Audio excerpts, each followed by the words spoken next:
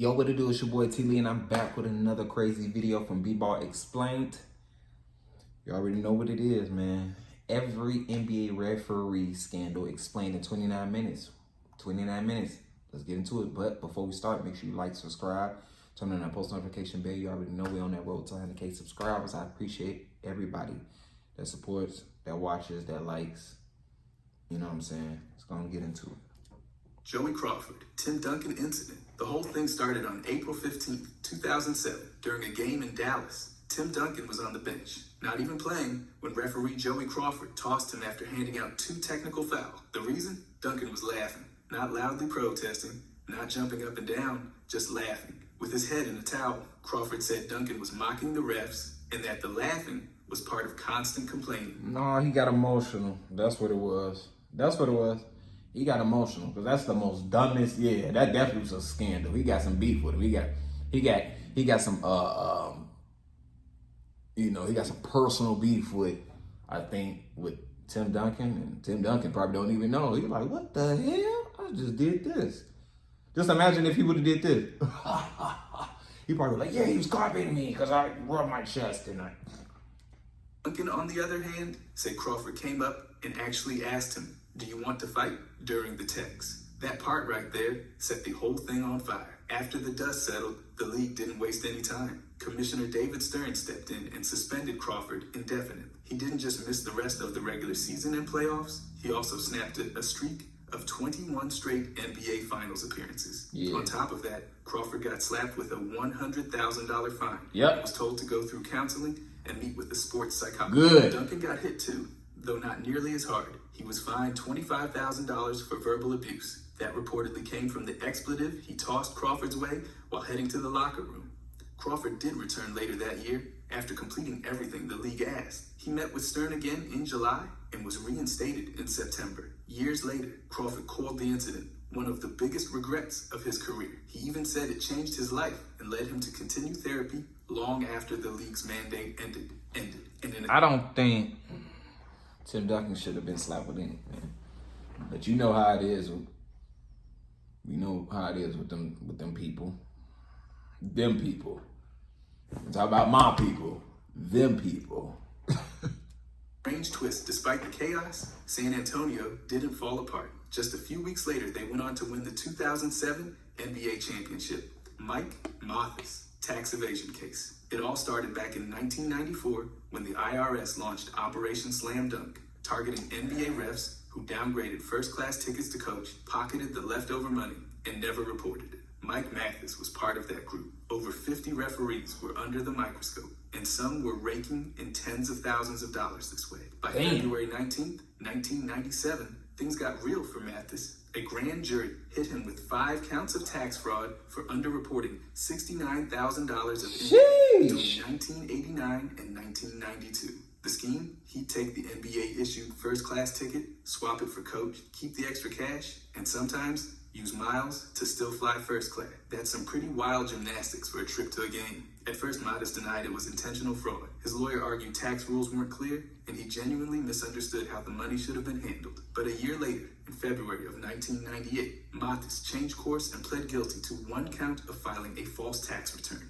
The rest of the charges got dropped. After pleading guilty, he resigned from the NBA. His sentence, 120 days of home confinement, 3 years of probation, 200 hours of community service, and a $2,000 fine. It wasn't nothing, but it could have been worse. Yeah, for real. In January of 1999, Commissioner David Stern reinstated him. Mathis returned for just under 3 more seasons and wrapped up his career on December 16, 2001. Damn. He got a standing ovation that night in Seattle, closing the book on a wild chapter in NBA referee history with a little put that tongue in. Tim Donaghy betting scandal. This scandal broke in July of 2007 when the FBI revealed it was investigating an NBA ref for betting on games. That ref turned out to be Tim Donaghy, who had been placing bets going all the way back to the 2003 season and kept at it through 2007. He wasn't just betting, he was giving gamblers inside info, including for games he officiated. Donaghy quit his job on July 9th, 2007, once the heat came in. Then, on August 15th, he pleaded guilty to conspiracy to commit wire fraud and conspiracy to transmit wagering info across state lines. He'd been giving coded messages to gamblers and getting paid based on how accurate his tips were. The payoff started at $2,000 to just...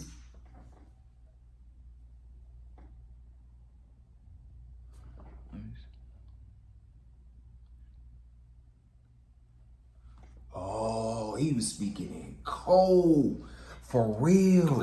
And getting paid based on how accurate his clever tips were. mother The sucker. payoff started at $2,000 per correct pick and eventually climbed to $5,000. Oh. Depending on who you ask, he made anywhere from $30,000 to $300,000. He was getting them back. Admitted to giving inside info for at least 2 games during the 2007 season. For that, he was sentenced in July of 2008 to 15 months in federal prison and 3 years of supervised release. He served 11 months in a low-security Florida facility, with the rest in a halfway house. There was also a fine of $500,000 plus $30,000 in restitution. The NBA demanded even more, over $1,400,000 for lost salary and internal investigation costs. The league overhauled its defense around referee conduct. Gambling policies were tightened, game assignments got more secure, and refs went through background checks and training. Even though Donaghy later made wild accusations about rigged playoff games, federal investigators found nothing credible. Most of his claims were dismissed, but the damage to the league's rep stuck. By the way, if you guys want to subscribe, I'm going to be tossed in the 1996 during a Bulls matchup against the Headbutts referee. On March 16th, 1996, during a Bulls matchup against the Nets in New Jersey, Dennis Rodman got tossed in the first quarter after picking up 2 technical fouls. But instead of heading to the locker room like a regular human being, he chose a different route. Rodman walked up to referee Ted Bernhardt and delivered a clear headbutt. Then, as if that wasn't enough, he flipped over a water cooler, ripped off his jersey, and stormed off the court like the arena was his personal stage. The NBA wasted 0 time. They suspended him for 6 games without pay and fined him $20,000. Hey, why are you speaking According to that? NBA Vice President Rod Thorne, the punishment wasn't just for the headbutt itself, but for the... We in a serious situation. You smack my ass? Hell no. Too much. Matter of fact, I don't do it. No, I ain't doing all that smack ass. Where did they even start? That included every dramatic... Where did they even start smacking another guy's ass? Coverage didn't go easy on him either. One outlet described him as looking more like the third stooge than a professional athlete.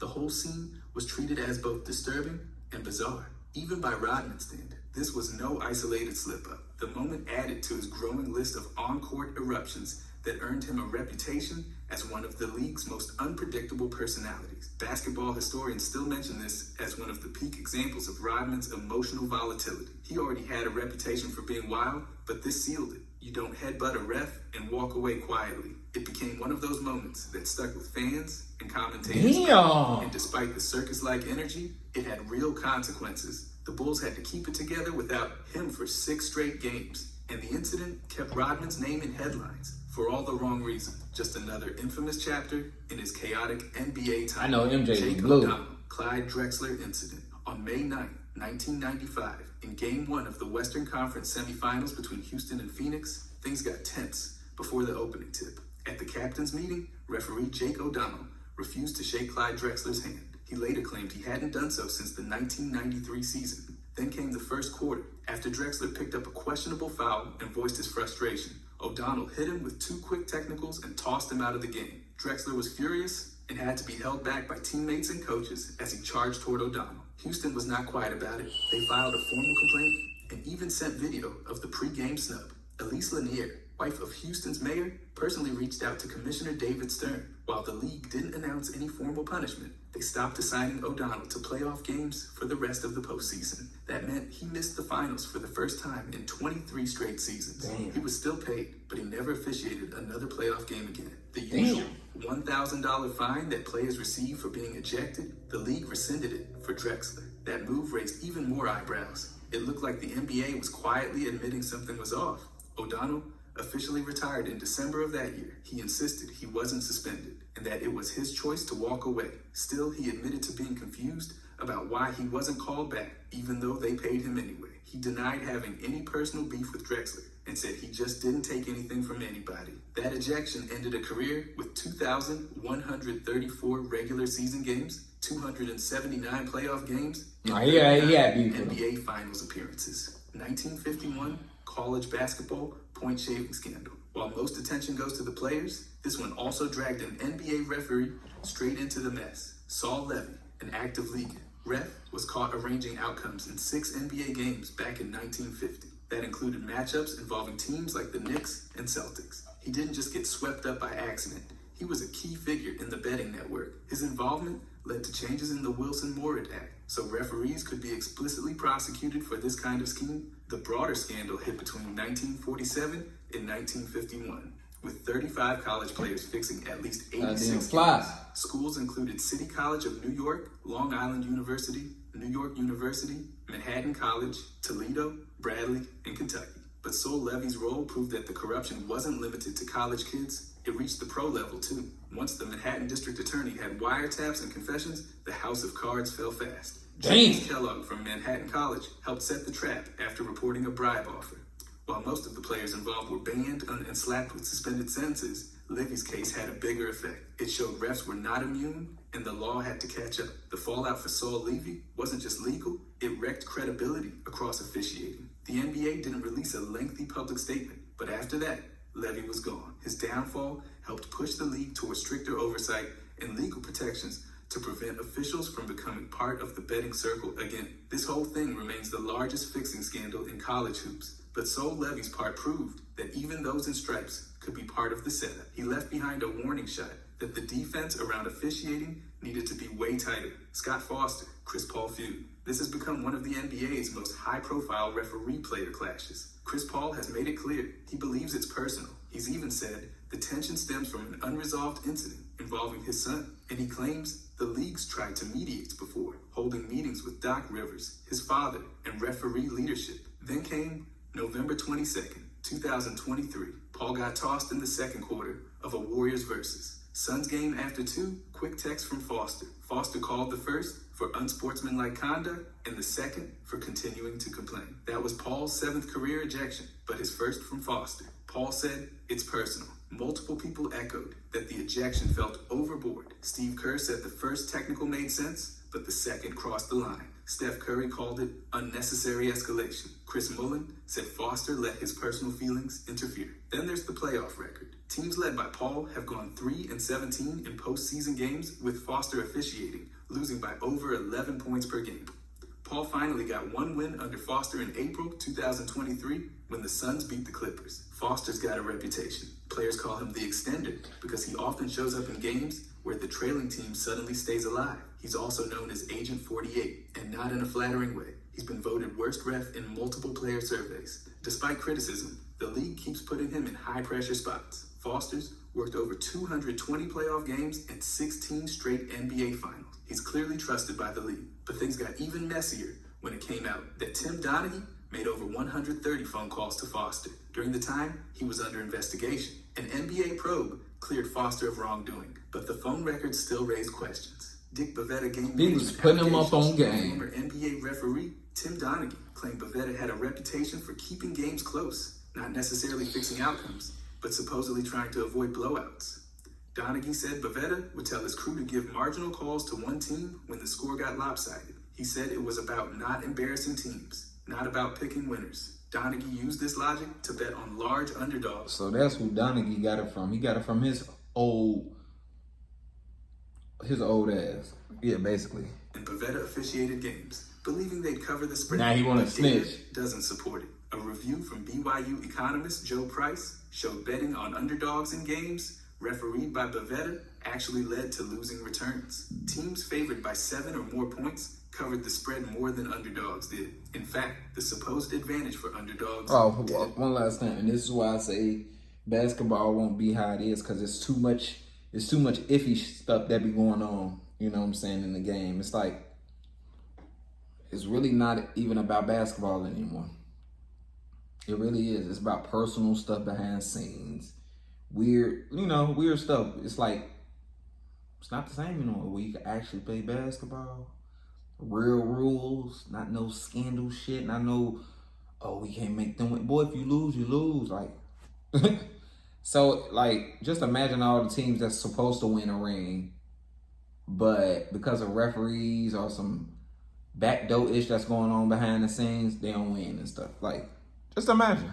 Hold up. One study covering 69 games with 10-point spreads found underdogs only covered 36.2% of the time. A quote circulated from Bavetta himself, allegedly saying, calls tend to go to the team that's down 15 or 20 points. But it came from a fan post on Game FAQs and wasn't backed by a public statement or verified source. During the Donaghy investigation, federal agents asked other referees about Bavetta. Hugh Hollins confirmed that questions about Bavetta's conduct came up. Investigators wanted to know if Bavetta helped teams win or held back on Hell calls. yeah. Hollins said he never saw anything like that. David Stern publicly stated he had no concerns about Bavetta's integrity during the scandal. Despite Donaghy's accusations, no proof ever came forward that Bavetta manipulated games. No charges, no suspensions, just allegations that don't line up with the numbers. Bavetta officiated 2,635 regular season games, 270 playoff games, and 27 finals games. He retired without formal discipline. Game 1,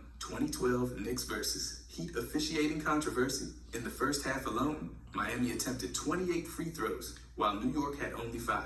That 23 shot gap before halftime stood out immediately. By the end of the game, the final count was 33 free throws for the Heat and just 11 for the Knicks. On top of that, New York was hit with 5 offensive fouls in the first half, a staggering number in any playoff setting. The whistles didn't stop there. Tyson Chandler was called for 2 illegal screens, one of which was upgraded to a flagrant foul, confusing even the broadcast crew. Then came a technical foul on Carmelo Anthony after he bounced the ball a little too firmly toward a ref. That was followed by a technical on coach Mike Woodson for reacting. In the third quarter, another offensive foul on Anthony led Jeff Van Gundy to say, "You couldn't knock LeBron James over with that much force if you tried." No calls became just as controversial. Anthony was knocked down on a drive without a whistle. And during a timeout, the officials took points off the board after a Jared Jeffries basket, a move so strange it left announcers stunned. The combination of free throw imbalance, repeated technicals, and highly questionable foul decisions led to widespread criticism. The move so strange, you couldn't knock LeBron James over with that much force if you tried. No calls became just as controversial. Cause I know I ain't was knocked down on a drive without a whistle. And during a timeout, the officials took points off the board after a Jared Jeffries basket, a move so strange it left announcers stunned. The combination of free throw imbalance, nobody touched him. That was all him. Highly questionable foul decisions. That was all him. His stupid ass. The Knicks were visibly frustrated, and so were fans and analysts. The entire flow of the game felt tilted, and the stat sheet backed it up. Whether it qualifies as the worst officiated game in league history is up for debate. But few playoff games have drawn that level of scrutiny. LeBron, that first half the Miami days, the bizarre dangerous, and the mid-timeout score change all contributed to what many still consider a lopsided and baffling officiating performance. Bennett Salvatore tax case. In July of 2000, longtime NBA referee Bennett Salvatore pleaded guilty in federal court to filing a false tax return for the 1993 tax year. The charge came from his failure to report income related to airline ticket downgrades, part of a broader issue among NBA officials at the time. Back then, the league provided referees with first-class tickets. Some, like Salvatore, would exchange them for coach seats, pocket the difference, and not report it as tax. Got another idiot. This became a pattern across multiple seasons and drew federal attention, eventually triggering IRS investigations under what was later called Operation Slam Dunk. Salvatore's case was one of the more prominent ones. His sentence was fairly light: 1 year of probation, 150 hours of community service, and a $500 fine. No prison time, but it added his name to the list of officials caught up in the travel expense scandal. Though his case focused on a single tax year, it reflected a widespread practice that saw dozens of officials investigated. The IRS made clear it wasn't just about poor accounting, it was tax fraud. The NBA never formally suspended Salvatore, and he continued officiating after the plea. But the conviction stuck. This situation fits into a broader trend during that period, with refs misreporting income from non-cash perks like travel savings. It wasn't glamorous, but it was illegal. Salvatore's guilty plea put another stamp.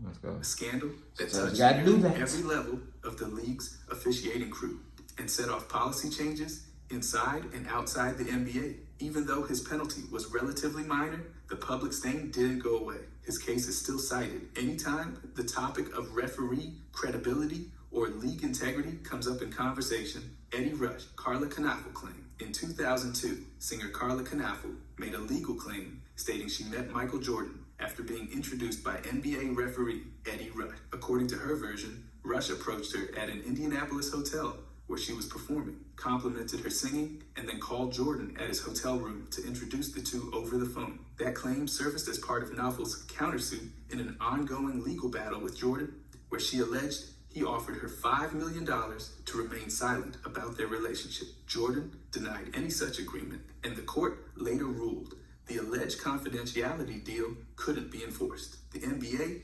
reportedly looked into the Rush claim. Lady, if you don't get your goof ass on somewhere, you tried to set him up. That's basically what it is. Look, you all on my man's right now. Hands all over him. Like, come on now. Come on. Just say you fanned out, you gave that man a little neck and stuff. It was nothing deeper than that. He probably, you know what I'm saying? He probably did smash. But he probably hit that motherfucker good at in your head that you like, we go out together. No, we don't. No, we don't. I just split splashed and I dash. General terms, but never took disciplinary action. That's how I go. The league reiterated its stance that referees shouldn't fraternize with players, but stopped short of confirming anything Knaufel alleged. No official finding ever substantiated her version of events involving Rush. As for Rush, there's no public record of comments or statements addressing the accusation. His career continued without interruption, and no punishment was ever linked to the claim. To this day, the story remains unconfirmed and unverified. One part of a broader legal mess that played out in the media but never gained traction in court. Jeff Van Gundy, Yao Ming referee controversy. During the 2005 NBA playoffs, Rockets coach Jeff Van Gundy publicly claimed referees were targeting Yao Ming with foul calls. He said an inactive league official told him that Yao was being watched more closely because of complaints made by Mavericks owner Mark Cuban. Van Gundy said they were looking at Yao harder because of Mark's complaint. The NBA responded quickly. Commissioner David Stern hit Van Gundy with a $100,000 fine, the largest ever given to a coach at that time. Dang. The league also made clear it considered the accusation serious and warned against undermining officiating integrity. Van Gundy later walked back the specifics. He clarified that the source wasn't a working referee, but a league official. He also apologized and admitted he had been vague to protect that individual's identity. After the apology, the league considered the matter closed and didn't escalate discipline further. The National Basketball Referees Association didn't let it slide. They criticized Van Gundy's comments and demanded his firing, saying the accusation damaged the credibility of all officials. They said the remarks were reckless and undermined confidence in officiating across the league. God damn. You should just chop that shit off, you know what I'm saying? You understand me. Later, former referee Tim Donaghy added fuel to the fire. I'm getting tired of this big bold face ass.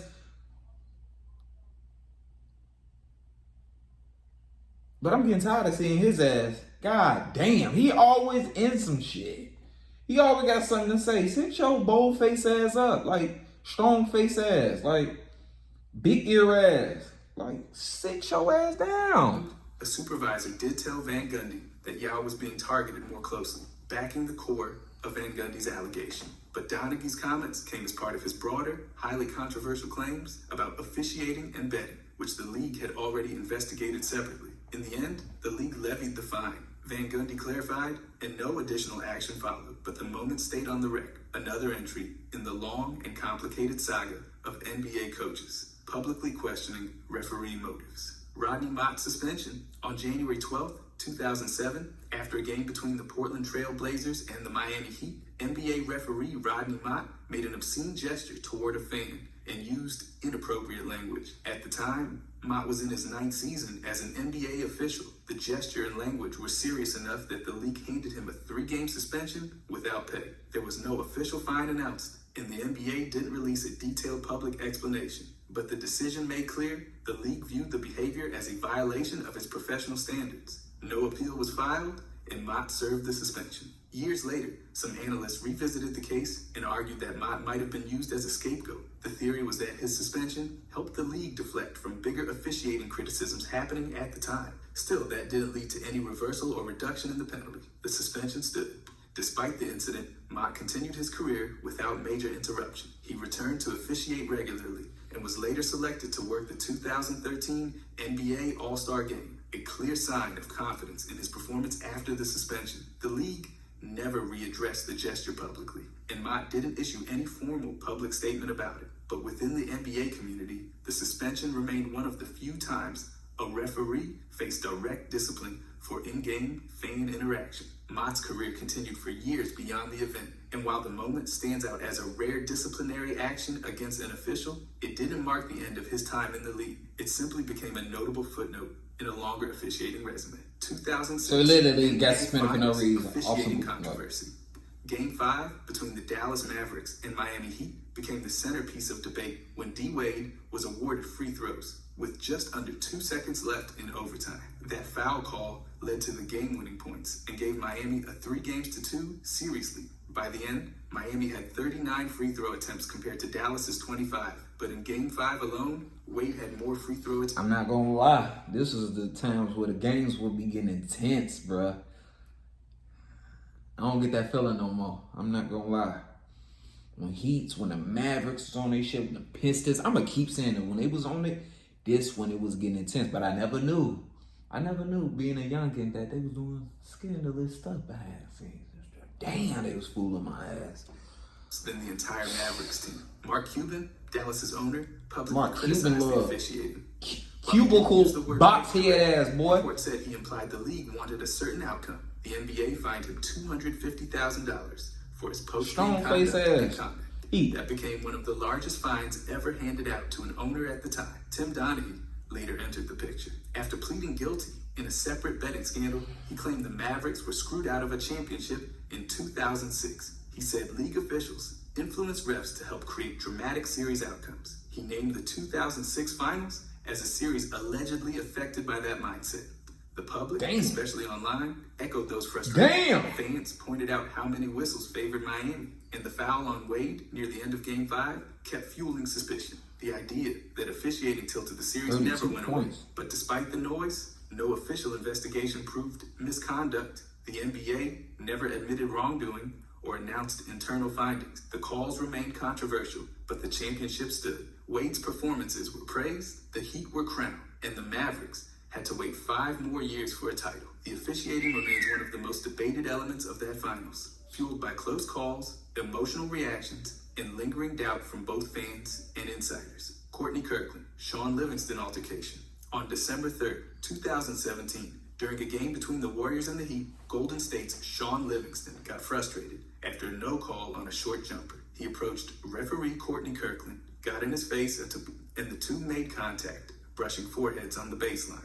Kirkland immediately hit Livingston with a technical foul and ejected him on the spot. The NBA reviewed the incident and determined that both were at fault. Livingston was suspended 1 game without pay for making physical contact with an official. Kirkland, though, didn't walk away clean either. The league removed him from the officiating rotation for 1 week, also without pay. He was allowed to return to the court starting December 11th. Kiki Vandeweghe, who was NBA VP of basketball operations at the time, said Kirkland had moved toward Livingston during the confrontation and shared responsibility for escalating the contact. That statement made it clear the league wasn't pinning everything on the player. Kirkland explained afterward that Livingston was tossed for the contact alone and that it came on a single technical, not a second warning or ongoing back and forth. The tension was already high, and the brief forehead contact made the situation stand out even more. Warriors coach Steve Kerr supported the league's decision and said the punishment was fair. The situation was unusual. Referees don't have to get suspended, but the league made it clear that officials also have a duty to de-escalate when things get heated. While the moment didn't spark a long-term feud, it remains one of the rare examples where both a player and a ref faced formal discipline after an in-game altercation. It also served as a public reminder that the league holds officials accountable for their role in maintaining control. But he ain't started. On November 8, 2023, Giannis was ejected in the 3rd quarter of a game between the Bucks and the Pistons after picking up his second unsportsmanlike technical foul. The first came late in the 2nd quarter when he used profanity toward an official following a drive. The second came after a dunk. He stared down a defender and made the too small gesture. That was ruled taunting, triggering an automatic ejection. Crew Chief Rodney Mott explained in the official pool report that both texts fell under the league's unsportsmanlike conduct rules. According to NBA policy, Two such violations in a game result in ejection, regardless of context. The ejection sparked immediate backlash. Media outlets like Sports Illustrated and SB Nation called the second technical excessive and even mocked it as one of the softest ejections in years. Online, Reddit lit up with fan reactions. One user compared it to Tim Duncan's ejection for laughing on the bench. Others argued the league was being too sensitive, while some speculated about officiating trends. Though those are opinions, not grounded in evidence. From a rule standpoint, the decision followed protocol. Still, the tone and severity of the second technical, especially in a routine celebration moment, turned it into a lightning rod for criticism. Many felt that the call ignored the emotion of the game and punished normal competitive energy. This incident didn't result in a fine or additional penalty for Giannis, and the league didn't walk the call back. But the debate over how far officials should go with taunting. Y'all just yapping at that point. Ain't no results. At the end of the week, y'all just yapping. Shoot.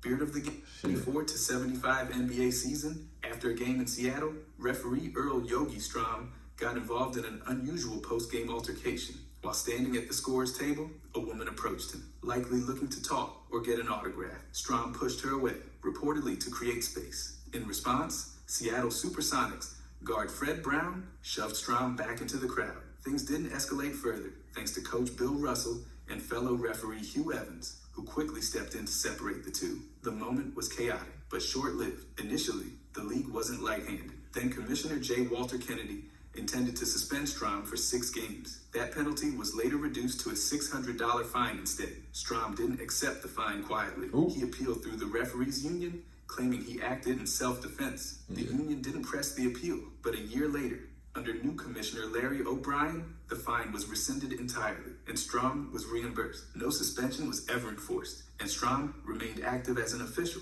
The incident didn't lead to any known penalties for Fred Brown either. It became a rare instance of a player shoving a referee with no long-term consequences for either side. The league never released footage, and details of the event rely mostly on historical reporting. Back in the day, what type of footage? Still, the incident is often referenced as one of the stranger off-court referee altercations. There wasn't even no technology like that, like how it is today. Like, no camera phone, none of that. Bill Kennedy, Doc Rivers ejection. On March 17th, 2009, during a game between the Celtics and the Bulls, Coach Doc Rivers was ejected in the final 30 seconds after receiving a second technical foul. The Celtics were down 5 points with under 30 seconds to go when the ejection occurred, just after a timeout was called. Rivers told reporters afterward that referee Bill Kennedy stared him down and goaded him into reacting. He said, "He stood there and goaded me. He stared at me until I turned around. That's when I got thrown out of the game." The NBA fined Rivers $25,000 for publicly criticizing officiating,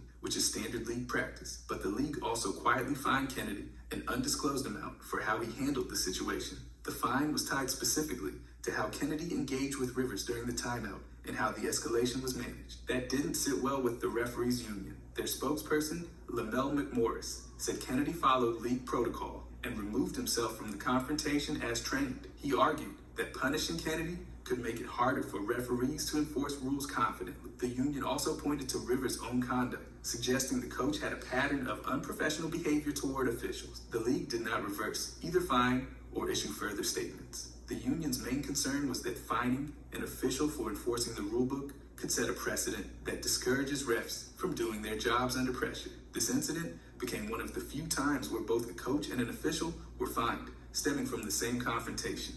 All right. That's the end of it, man. Overall, the NBA is a scam. They be on bullshit. That's what I get from it. It's too much iffy shit going on, man. The game ain't even played how it's supposed to be played. Referees ain't acting like referees. They ain't nobody standing in place. That's what I'm getting from it, man. Too much BS. But I appreciate y'all for watching. Make sure you like, subscribe, turn on that post notification bell. We on that road to 100K subscribers. Goddamn fly for the die after this. We on that road to 100K subscribers. And I'm out.